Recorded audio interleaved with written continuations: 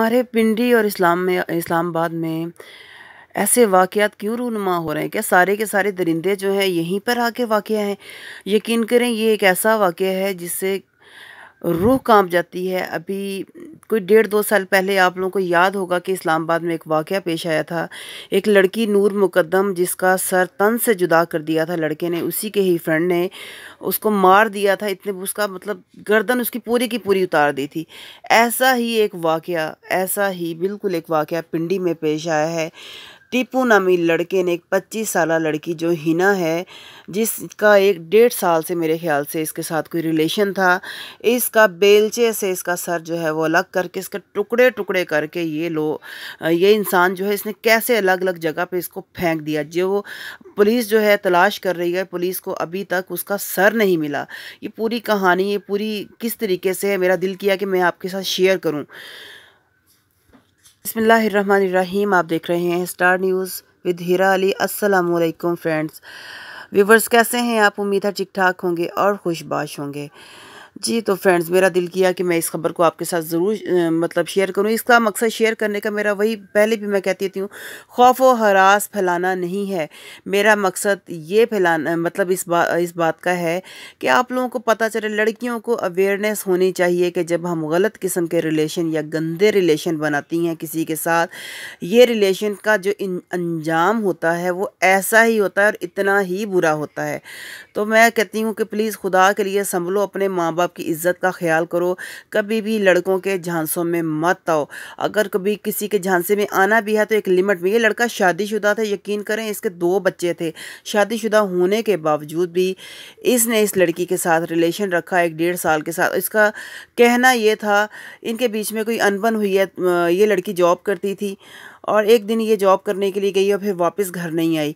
तो घर वालों ने, ज़ाहिर सी बात है, पुलिस में रिपोर्ट दर्ज करवाई। तो पुलिस ने ढूंढना शुरू किया और ये लड़का जो है ये ढूंढता रहा इस पुलिस के साथ मिलकर, क्योंकि ये इनका कोई रिश्तेदार ही लगता था। इन लोगों के कोई ख़ानदानी ताल्लुकात ही थे आपस में। मिल के ढूंढता रहा, लेकिन फिर ज़ाहिर सी बात है आजकल इतने जदीद तरीके आ गए हैं मालूम करने के कि मुजरिम कौन है। मुजरिम अपना कोई ना कोई सुराग जो है वो छोड़ ही जाता है।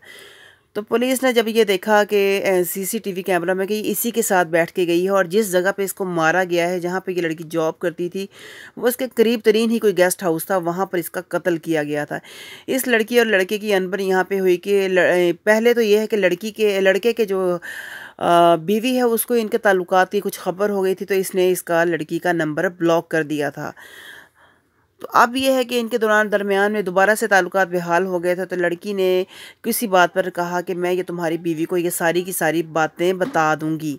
तो लड़के ने गुस्से में आके बेलचा उठाया और बेलचा उठा के उसका जो गर्दन है वो तन से जुदा कर दी। और ये कोई नशे वगैरह का आदी नहीं था। नहीं तो पहले मैंने बहुत से वाक़यात ऐसे देखे हैं जिनमें ऐसा होता है कि कोई जो है किसी नशे का आदी होता है, उसने नशे की मतलब की हालत में ऐसी हरकत कर दी।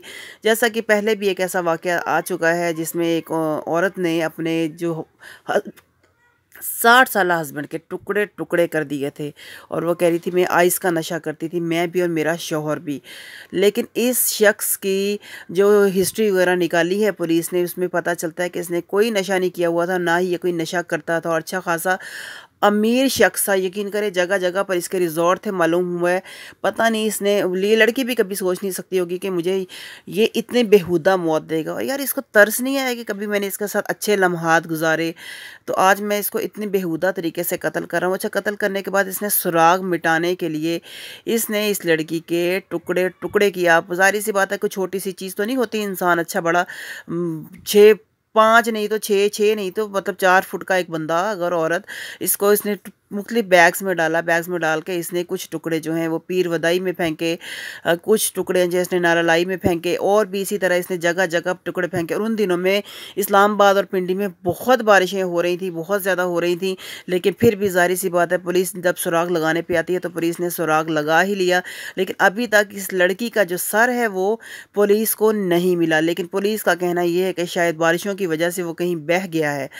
उफ माय गॉड, सोच के भी कुछ होता है कि यार कैसे कैसे वाक़यात हो रहे हैं। और दूर नहीं, यकीन करें हमारे ही शहर का वाक़या है ये। पिंडी और इस्लामाबाद को तकरीबन हम एक ही शहर को तसव्वुर किया जाता है, क्योंकि इसको कहा जाता है कि ये जुड़वा भाई हैं दोनों शहर जो हैं।